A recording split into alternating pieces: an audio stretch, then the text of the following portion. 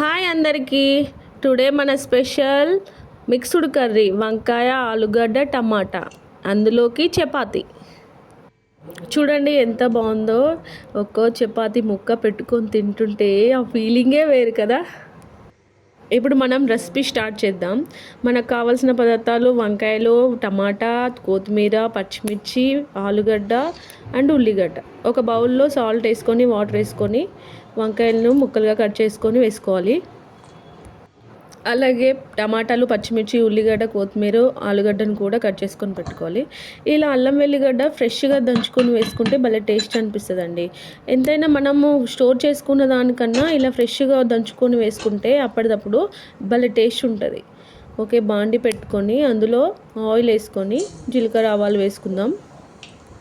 Next కరివేపాకు వేసుకుందాం. కరివేపాకు చూడండి ఎంత చిటపటలాడుతుందో. నెక్స్ట్ ఉల్లిగడ్డలు, పచ్చిమిర్చి వేయించుకోవాలి.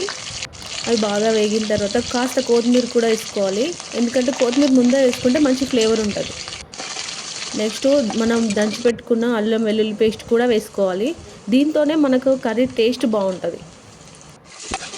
బాగా వేయించుకున్న తర్వాత పసుపు వేసుకోవాలి. ఓకే, బాగా వేయించుకున్న తర్వాత నెక్స్ట్ వంకాయలు వేసుకుందాం.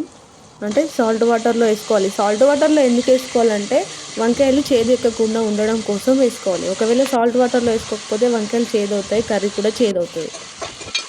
అవును, మీరు వంకాయ కర్రీ చేస్తే ఎలా చేస్తారు?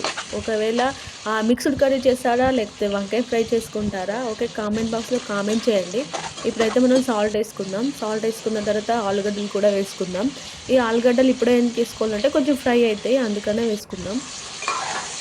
అంటే ఆలుగడ్డలు ఫ్రై అయిన తర్వాత మనం వాటర్ వేసుకుంటే ఒకవేళ అది కర్రీ అనేది గ్రేవీగా వస్తుంది, అంటే చిక్కగా ఉంటుంది. అందుకనే ఆలుగడ్డలు ఇప్పుడే వేసుకుందాం, ఉడుకుతుంది కాబట్టి. ఓకే, కలుపుకొని మూత పెట్టుకుందాం మనం ఇప్పుడు.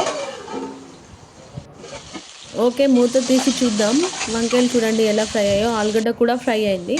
అవును, మీకు వెజిటేబుల్స్లలో ఏ కర్రీ ఇష్టం? నాకైతే వంకాయ మై ఫేవరెట్ కర్రీ. వంకాయని ఇష్టపడిన వాళ్ళు ఎవరు ఉంటారు చెప్పండి? కొంతమంది తినరు కావచ్చు, కానీ వంకాయ ఆల్మోస్ట్ అందరు తింటారు. ఓకే, ఇప్పుడు మనం టమాటాలు వేసుకుందాం. టమాటాలు పైన వేయకుండా ఇలా వంకాయలన్నీ సైడ్కి అనేసి మధ్యలో వేస్తే అవి తొందరగా బాయిల్ అయ్యి గ్రేవీ అనేది బాగా వస్తుంది. అందుకే నేను మధ్యలో వేస్తున్నాను టమాటాలు. చూడండి ఎంత కలర్ఫుల్గా ఉందో. మొత్తం మళ్ళీ అలా వేయకుండా ఇలా కొంచెం సైడ్కి అనేసి ఇంకా మూత పెట్టేసుకుందాం మనం. మంచిగా బాయిల్ అవుద్ది, అంటే కర్రీ మాడిపోకుండా ఉంటుంది అన్నమాట. చూడండి ఇప్పుడు మూత తీసి చూద్దాం. చూడండి వాటర్ కింద అంతా టమాటా సూప్ వచ్చింది చూసారా? అలా మధ్యలో వేసుకుంటే బాగుంటుంది అన్నమాట.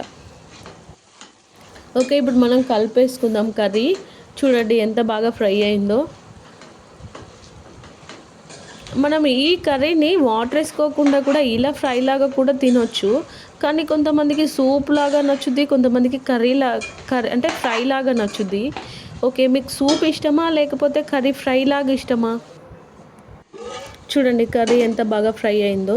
టమాటాలు ఉడికాయి, వంకాయ ఉడికింది, ఆలుగడ్డ కూడా ఉడికింది. నెక్స్ట్ ఇప్పుడు మనం ఇలా ఫ్రై అయిన తర్వాత కారం వేసుకుందాం. అంటే మీకు కర్రీకి సరిపోయేంత కారం వేసుకోండి. మీరు ఎంత స్పైసీగా తినాలనుకుంటే అంత కారం వేసుకోండి. మేమైతే ఎక్కువ స్పైసీగా తినము, కొంచెం తక్కువ తింటాము. కారం వేసిన తర్వాత కలుపుకుందాం. చూడండి ఎంత కలర్ఫుల్గా ఉందో. ఇలా కలర్ఫుల్గా ఉంది కదా, ఇందులో వాటర్ వేయాలంటే నాకు మనసు ఒప్పదు, ఎందుకంటే నాకు ఇలా ఫ్రై లాగా బాగా అనిపిస్తుంది. కానీ మా బావ అయితే కొంచెం సూప్ లాగా తింటాడు, చపాతీలోకి కానీ రైస్లోకి కానీ. పిల్లలు కూడా అలా సూప్ లాగానే తింటారు, అందుకే నాకు స్పెషల్గా ఎందుకని అందరికీ నచ్చేలాగా చేస్తున్నాను. ఓకే, మనం ఇప్పుడు చపాతీలను ప్రిపేర్ చేసుకున్నాం, ఆల్రెడీ ప్రిపేర్ చేసుకొని పెట్టుకున్నాను. మేమైతే మడత చపాతీలు చేసుకుంటామండి.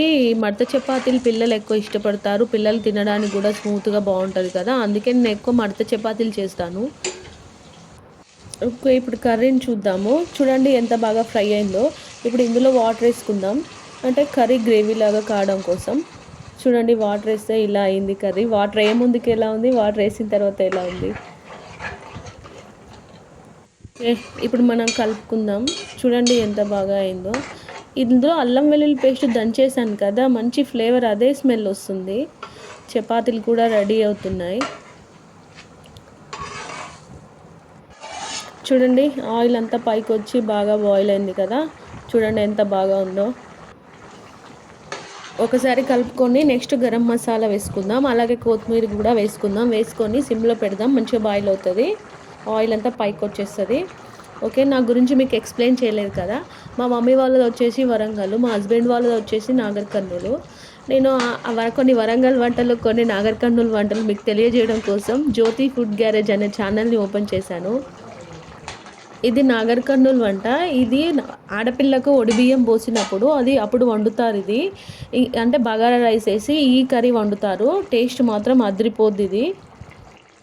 ఓకే, కర్రీ అయిపోయింది, స్టవ్ ఆఫ్ చేసుకుందాం. చూడండి, కర్రీ మాత్రం అదిరిపోయింది, ఎప్పుడెప్పుడు తినాలనిపిస్తుంది కదా. చూడండి ఎంత బాగా అయిందో, చిక్కగా అయింది అండ్ ఆల్మోస్ట్ అన్ని వెజిటేబుల్స్ ఉడికాయి, టేస్ట్ కూడా బాగుంటుంది. ఈ కర్రీ చపాతీలో కన్నా బగారా రైస్లో బాగుంటుంది. చూడండి ఎంత బాగుందో. అవును, మీరు చూస్తున్నారు కానీ లైక్ చేయట్లేదండి. లైక్ చేయండి, ఎక్కువ మందికి రీచ్ అవుద్ది. నేను ఎంతో కొంత కష్టపడి అయితే కర్రీ చేశాను కదా, లైక్ చేయండి. లైక్ చేయడం వల్ల ఎక్కువ మందికి రీచ్ అవుద్ది. అలాగే నా ఛానల్ని సబ్స్క్రైబ్ కూడా చేసుకోండి మరిన్ని వీడియోస్ కోసం. చూడండి, ఇప్పుడైతే టేస్ట్ చేసి చూద్దాం. ఒక్కో చపాతీ ముక్క చుంచుకొని ఆ కర్రీలో పెట్టుకొని తింటూ ఉంటే ఎంత బాగుంటుందో చూడండి. చూడండి ఎంత మంచిగా కనిపిస్తుందో.